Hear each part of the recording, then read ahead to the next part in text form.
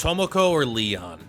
Who is the better single target buffer unit in Persona 5 The Phantom X? All right, I'll be honest, it is Leon. Leon is better than Tomoko at single target damage buffing, but I wanted to go over both of them because I think it's not quite as cut and dry as what tier list would have you believe. And also, besides that, I think Tomoko has potential to be better on specific fights, and it kind of just depends on what you're really looking for here. So let's really quickly go over their kits. We'll focus on specifically the single target buffing aspect, and then I'll talk about when you would use one, when you'd use the other, and then we'll compare them in combat themselves, all right? So let's first take a look at what Leon does. So Leon, very simple. He grants power of friendship stacks when allies fall below certain HP threshold, 75%, and then it gives them a little bit of an attack buff. I mean, at max, it's 480 attack, which is not nothing, but it's 6% up to 240, up to 2 stacks. Then, typically what you're going to do is Justice Barrier. You're cut an ally's HP by 30%, but then you give them a even bigger shield. Then you grant them a power of friendship stack, which is really 2 stacks because of the passive, so this brings someone up to 2 stacks of power of friendship. Then you have Ultima Booster. This is what you're going to use every other turn. You're basically going to go between Justice Barrier and then Ultima Booster. Then just because they each last 2 turns, and it takes 2 turns to cast 2 abilities. So you're going to switch between them. So every other turn you're using Ultima Booster, which increases one ally's attack by 19% for 2 turns. In each stack, a power of friendship increases target's attack by 20% of his attack. So it increases 20% of his attack, but it can go up twice. So it's going to be really closer to 20% plus 40% of his attack. So it's going to be about 60% of his attack. So that is how he buffs. Now, if we take a look at Tomoko, it's very, very similar in a lot of ways. First things first, this takes green leaf, so you can't use this every single turn, but it lasts for 2 turns. So typically, instead of alternating between getting power of friendship stacks, you know, the Justice Barrier, and then buffing, and then the shield and the buff, the shield, the buff, what she's actually going to be doing is spending a lot of her time attacking on the off turns to generate the green leaf stacks, then buffing. So she has her own damage output. Leon essentially will never attack. There is maybe some situations where he does, but effectively he just alternates between the 2 skills for the entirety of combat. Whereas over here, Tomoko is actually going to be using her attack. Now, it's not the most insanely powerful attack, but it is extra damage output, and it's okay for breaking shields, especially if you really want this damage. You could still keep full buff time while breaking additional shields, or even occasionally putting an enemy to sleep. So what does this actually do? So what this does is it increases attack by 30% of their attack. So this is a 30% self buff of their attack, and then 30% of Tomoko's attack. So this is about 60%. I mean, this is, 30% of theirs and 30% of hers. So that's 60%. And Leon's is also roughly 60% if they have both stacks of the friendship. But Leo's is different, where it's 60% of his attack, and this one is split between the target's attack and her own attack.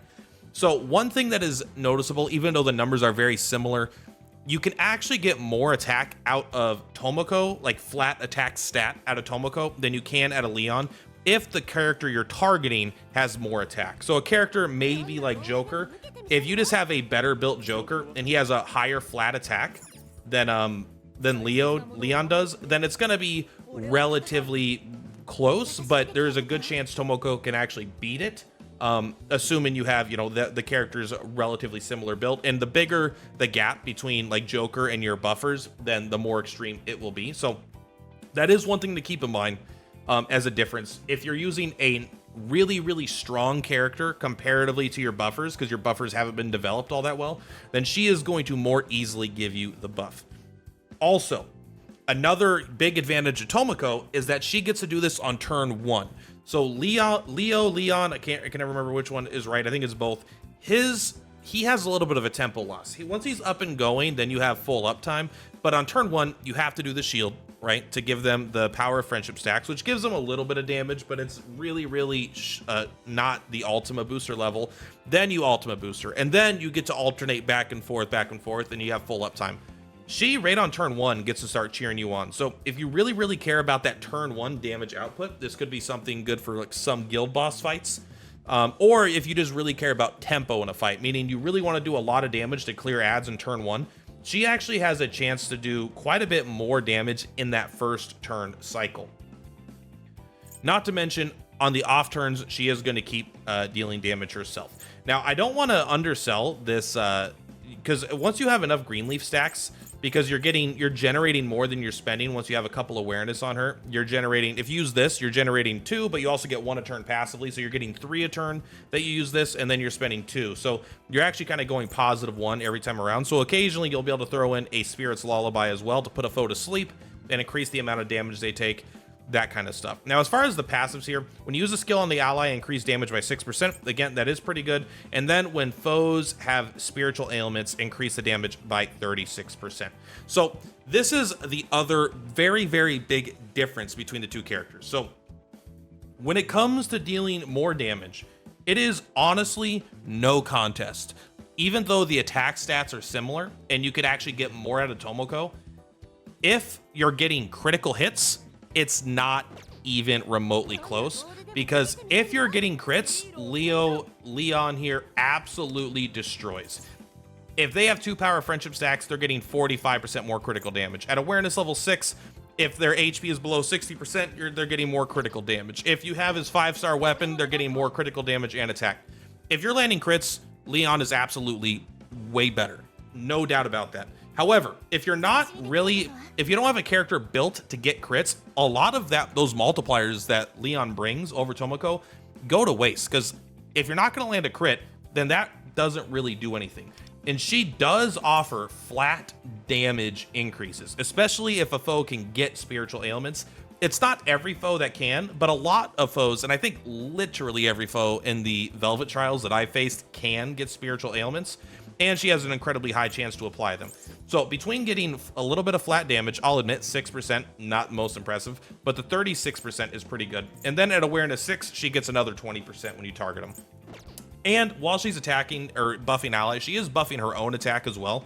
So she's going to be doing the damage output herself as well. So they are, I think, pretty distinct. And I actually do think they fulfill different roles. And you shouldn't just automatically pick Leon every single time, unless you don't want to build both characters. I understand that. But if you're going into a fight where you really care about, even if you care about AoE at all, and you're not, if you care about Psychic rather at all, she is just probably going to be better because she's going to break a bunch of shields.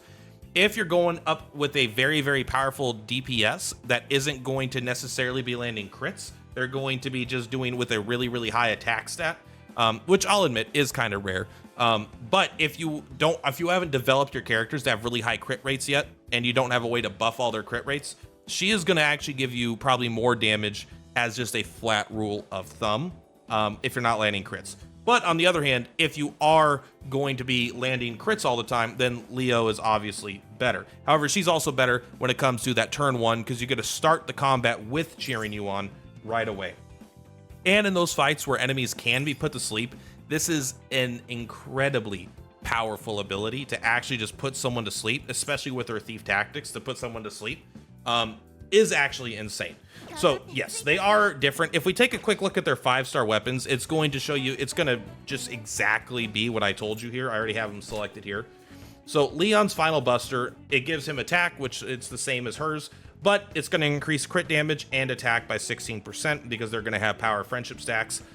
So this is just very, very good. It's probably better than her weapon, and it's definitely better if you're getting the crit stacks.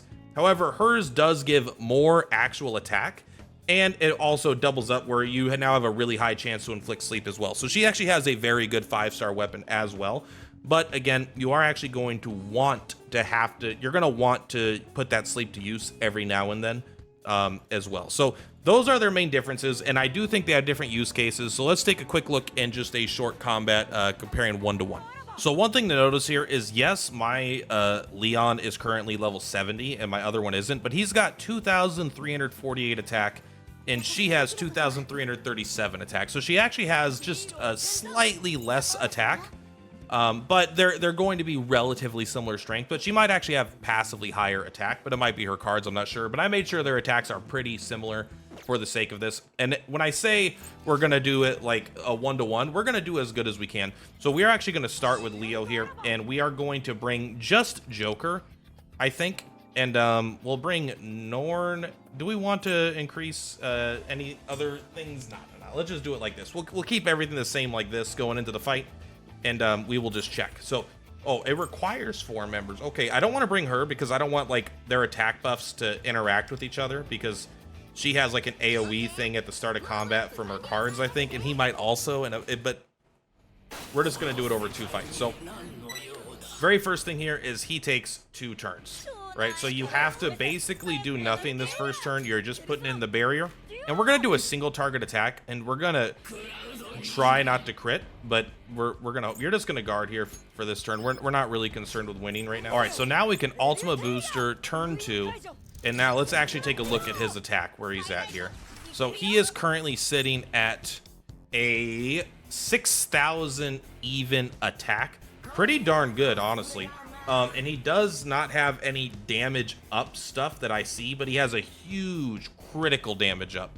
So let's actually, we will do, I would like to not do crit, because obviously we already know Leo does more with crit. So we'll do a Phantom Omen on this target here. We're currently at 0 points. And after we hit,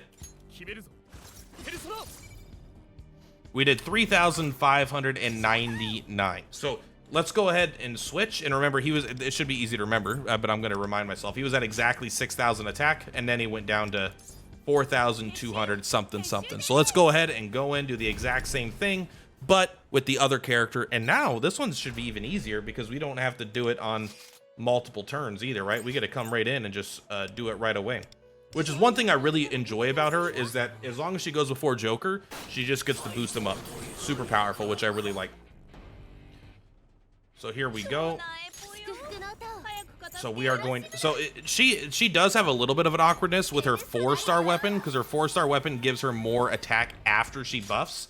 And so that doesn't take effect the very first time here. But if you take a look here, he is at 5,220. So this is undoubtedly less right now. So it's definitely not as high as you can see here. It's about 800 short. And that's because you don't have the extra bonus. Her attack is a little bit higher, but really it's mostly from the Power of Friendship stacks. And Joker is not currently on an attack set. He's on a curse set, so his attack is not quite as high as it could have been. If I put him back on a power set, I actually think she would outbeat him in that regard. But now let's take a look. You did 3,500, and here we're doing 3,223. So yes, Leo is doing better. But what I wanted to highlight is not that just that, oh, he's better. But I think they have different use cases, because where Leo took 2 turns to do that, she gets to do it just 1 turn, and every single turn she now gets to attack and then alternate to buff him. Or she could put an enemy to sleep and then alternate to buff him. So there is definitely flexibility in her kit, and she is kind of a little bit of a buffer with a hybrid damage dealer. So that is something you might want to consider using. I mean, still, like I am glazing her a little bit. I'm not gonna lie. I do think she's a good character. And when it comes to specifically single target buffs, yes, of course. I said it in the beginning of the video, Leon is better. But again, to risk rambling, I do think you should consider Tomoko in certain use cases, especially if you really just want some psychic damage. It's really nice to bring her and then just still have her buff someone else and then psychic on her off turns. Or if you do not care about critting at all, she absolutely has a lot of value. Because her buff is honestly, it's a very good buff. It'll get a lot better when she gets her 5-star weapon, I won't lie, which I probably will get at some point. But for right now, we're going to have to do it. But to be fair, like she's at a 58 out of 60 weapon, and he's at a 70 weapon at level 70. So he is just, her stats are almost as good as his, and she has a very weak weapon. So I would have liked to rank all that up first, but I mean, I'm trying to save resources for Fox when he comes out, and I'm failing, but there we go. Anyway, guys, that is all for this one. Thought it'd just be like a little bit of a fun comparison. Tomoko gets memed on, and there's a part of I think partially there's a good reason to meme on her, but also I really do think she has some very good use cases, especially in Velvet Trials for putting to sleep bigger enemies. If you could buff your main attack dealer and then put big enemies to sleep, I mean, that's honestly pretty dang good, man. You could do a lot of good work using her in that case. And of course, she is one of the only AoE psychic damage dealers in the game, which, if you're not including Wonder, who doesn't count for those trials anyway, at least in the early stages. So that's all. Much love for platypuses per platypus. I'll see you on the flip-flops. Bye!